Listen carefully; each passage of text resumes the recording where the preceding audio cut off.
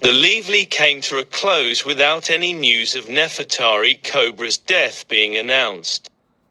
This sudden development, along with the disappearance of Vivi, caused Agaram, Shaka, and Pel to launch a frantic search for them both.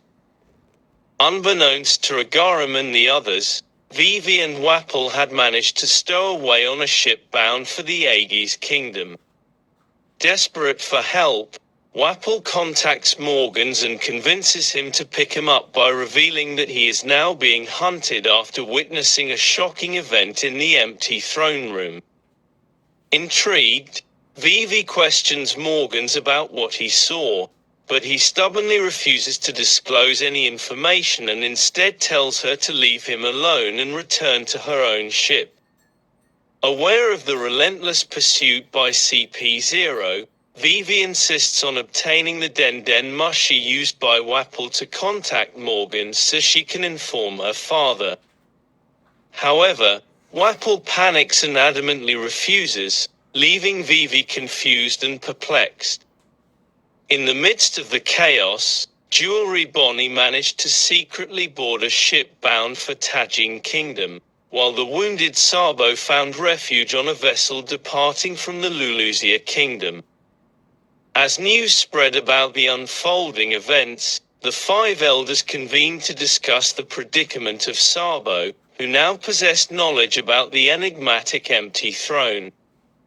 Simultaneously, the elders were also confronted with the looming issue of Egghead. Seemingly out of nowhere, Imu contacted the council, urging them to employ one of Dr. Vegapunk's remarkable inventions, a device known as the Mother Flame. Deep in contemplation, the elders agreed that the time had come to put this invention to the test, acknowledging that Egghead's response might hinge on the outcome. While deliberating on the testing location, Imu calmly insisted that the site should be the Luluzia Kingdom, disregarding the welfare of its inhabitants solely due to its proximity. The five elders promptly follow Imu's directives, and their identities are unveiled. Saint J. Garcia Saturn, revered as the warrior god of science and defense, takes charge of the necessary preparations, ensuring meticulous attention to detail. Saint Marcus Mars, known as the warrior god of the environment, acknowledges the growing signs of rebellion among Luluzia's citizens, an element that cannot be overlooked. As the warrior god of justice, Saint Topman Walkuri suggests that utilizing Luluzia as an example might effectively deter any similar uprisings among other nations. The warrior god of finance, St. Ethanbaron V. Nusturo, entices the elders by highlighting the unprecedented freedom that wielding this power could bring.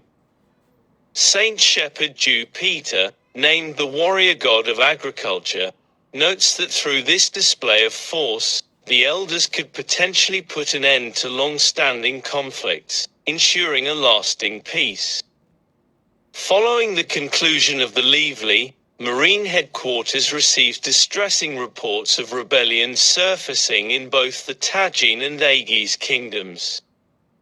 The Marines find themselves in a flurry of activity, as they grapple with a multitude of challenges, including the dissolution of the 7 warlords of the sea and the uprisings in world government-affiliated regions.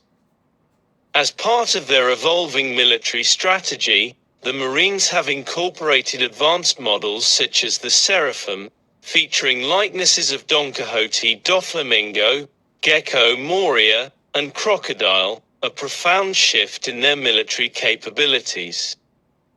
Returning to the present, Sabo confides in Emporio Ivankov and Monkey D. Dragon about his experiences in Luluzia. Upon his arrival, he witnesses the immediate arrest of King Seiki and Princess Komain by the people. Meanwhile, Sabo himself is welcomed with open arms, as the masses believe the fabricated tale that he was responsible for Cobra's assassination. Despite his desire to reveal the truth, Sabo hesitates when he sees that the lie is fueling the flames of rebellion among the people. Understanding the power of propaganda and the persuasion of Bello Betty and other Revolutionary Army commanders, a number of inspired individuals choose to align themselves with Sabo. Realizing he lacks access to an encrypted Den Mushi, Sabo ingeniously reroutes his call through the island, giving the illusion that he is still on Luluzia while simultaneously sailing away just within its range, successfully deceiving the world government and setting out to sea.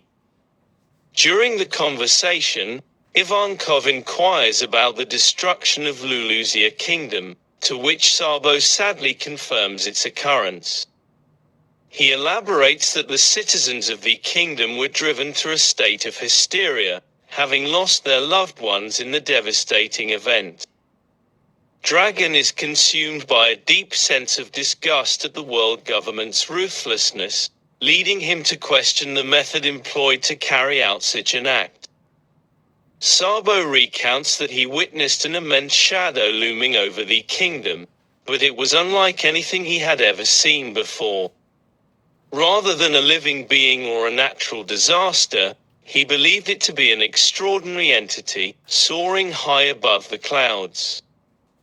Shifting the discussion, Ivankov brings up the name, Imu, and uncovers a startling revelation. One of the esteemed members of the first 20 was Saint Imu of the Nerona family. Aware of the existence of a method to bestow everlasting life, Ivankov and the others speculate that this power may have already been utilized, ensuring that this individual no longer worries about the ravages of time. Sabo finds himself contemplating the possibility that the Imu Ivankov mentioned could indeed be the same person. However, he acknowledges the chance that this could simply be coincidental, with another individual sharing the name. Nonetheless, he finds it difficult to imagine anyone else possessing the authority to command the five elders, individuals regarded as the pinnacle of authority among the world nobles. Doubt begins to creep in as to who else could wield such influence. As the conversation continues, Ivankov voices their suspicion that the enigmatic object witnessed in the sky could potentially be a weapon. Their instincts lead him to consider the possibility that only someone as brilliant as Vegapunk could create such a formidable device. Dragon interjects, reminding Ivankov of Vegapunk's character and belief in ethical responsibility, suggesting that he would not create an overt tool of destruction. However, Ivankov affirms their awareness of this fact and puts forth the theory that the object might actually be one of the ancient weapons. Considering Imu's potential existence since ancient times, Ivankov speculates a profound connection between Imu, the destruction of Luluzia Kingdom, and the ancient weapons. Dragon, puzzled, questions why this hypothetical entity would wait until now to unleash its power and make its presence known. Meanwhile, in Marie-Joise, the world nobles find themselves frustrated by the lack of their expected food supply.